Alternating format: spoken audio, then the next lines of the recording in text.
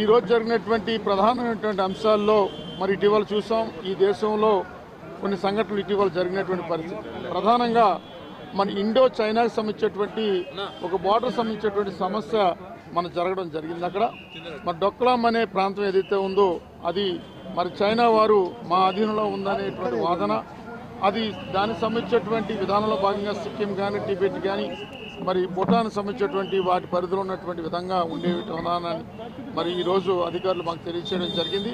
అలాగే రెండో అంశం ఈరోజు మరి చాలా పవిత్రమైనటువంటి ప్రసిద్ధిగాంచినటువంటి శ్రీ అమర్నాథ్ యాత్రకు సంబంధించినటువంటి మరి కొంతమంది ముష్కరులు యాత్రికుల మీద మరి విచక్షణారహితంగా కాల్పులు జరిగి సుమారు 6-7 మరి చంపడం కూడా జరిగింది.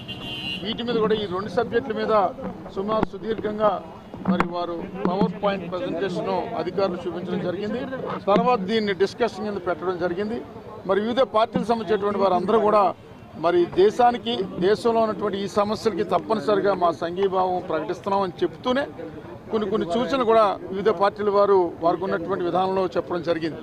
అలాగే మరి తెలుగుదేశం పార్టీ తరఫున మరి నేను అలాగే కేంద్ర మంత్రివర్యులు శ్రీ వైఎస్ చౌదరి గారు కూడా పాలుపంచుకోవడం జరిగింది. ఈరోజు ఈ సమావేశంలో మరి తెలుగుదేశం పార్టీ తరఫున నేను మాట్లాడడం జరిగింది.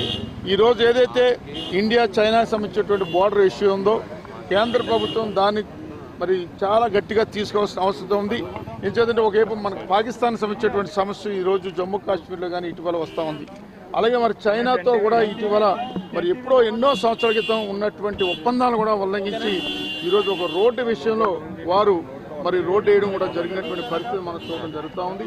ఏదైతే డొక్లాం అనే ప్రాంతం ఉందో అలాగే మరి దానికి సంబంధించినటువంటి విధానంలో భాగంగా మరి మన ఆంధ్రప్రదేశ్ మన దేశానికి సంబంధించినటువంటి పొజిషన్ ఏంటి, అలాగే చైనాకి సంబంధించినటువంటి వారి యొక్క పొజిషన్ ఏంటి, అలాగే భూటాన్ సంబంధించినటువంటి సమస్యలు ఏంటన్నది కూడా ఈరోజు ఇక్కడ చర్చించుకోవడం జరిగింది.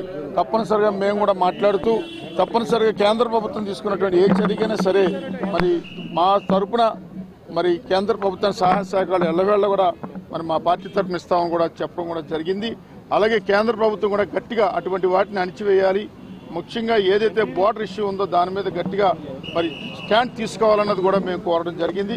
అలాగే అమర్నాథ్ యాత్రల మీద జరిగినటువంటి దాడిని కూడా తీవ్రంగా ఖండిస్తూ మరి అటువంటి చర్యలు ఇక ముందు కూడా జరగకూడదు, దాని మీద గట్టిగా ఒక యాక్షన్ తీసుకోవాలి.